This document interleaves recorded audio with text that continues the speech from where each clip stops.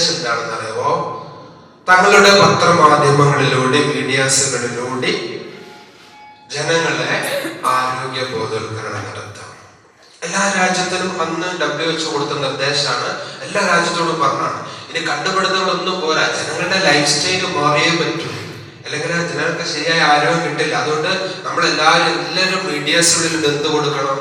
പരമാവധി ജനങ്ങൾക്ക് ആരോഗ്യ ബോധവൽക്കരണം കൊടുക്കണം എന്ന്. അതാണ് തീരുമാനം.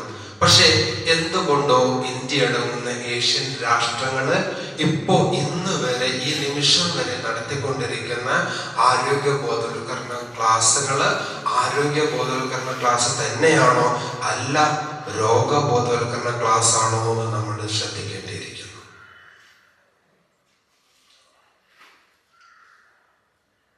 ഒരു ക്യാൻസർ വിദഗ്ധൻ, ഒരു ഹൃദ്രോഗ വിദഗ്ധൻ വരെയാണ് കോഴിക്കോട് മെഡിക്കൽ കോളേജിൽ. നിങ്ങളെ പഞ്ചായത്തിൽ ഒരു ക്ലാസ്, അദ്ദേഹം ഈ ഹൃദ്രോഗത്തെ കുറിച്ച് 2 മണിക്കൂർ ക്ലാസ്സിൽ, ആരോഗ്യബോധ ക്ലാസ്സിനായിരിക്കും.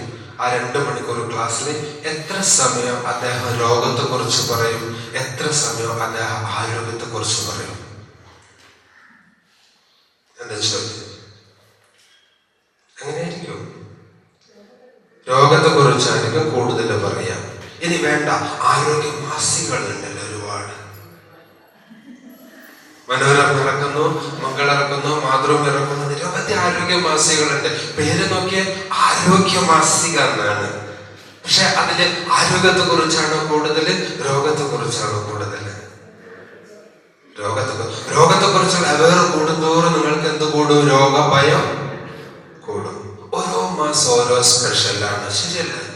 ഒരു മാസം കരളാണെങ്കിൽ അടുത്ത മാസം ലിവർ അല്ലേ? അല്ല, രണ്ടും ഒന്നല്ലേ? അടുത്ത മാസം ഹാർട്ട് ഡിസീസ്, ഹൃദയത്തെ കുറിച്ച് ഒരു സ്പെഷ്യൽ ഇറങ്ങാണ്. അതെടുത്ത് വായിച്ചു കഴിഞ്ഞാല് നമുക്ക് തോന്നും, ആരോഗ്യമാസികല്ലേ, ഹൃദ്രോഗത്തെ കുറിച്ച് പറഞ്ഞതല്ല, ആരോഗ്യമാസികല്ലേ. വായിച്ചു കഴിഞ്ഞാൽ നമുക്ക് എന്ത് തോന്നും?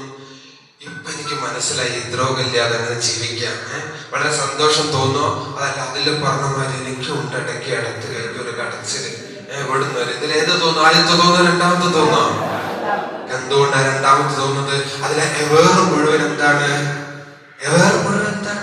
അതുകൊണ്ടാണ് വിവേകാനന്ദ സ്വാമിയോട് പറഞ്ഞത്, ശക്തിക്ക് പരിഹാരം ശക്തിയെ കുറിച്ചുള്ള ചിന്തയാണ്, ഒരിക്കലും അശക്തിയെ കുറിച്ചുള്ള ചിന്തയല്ല.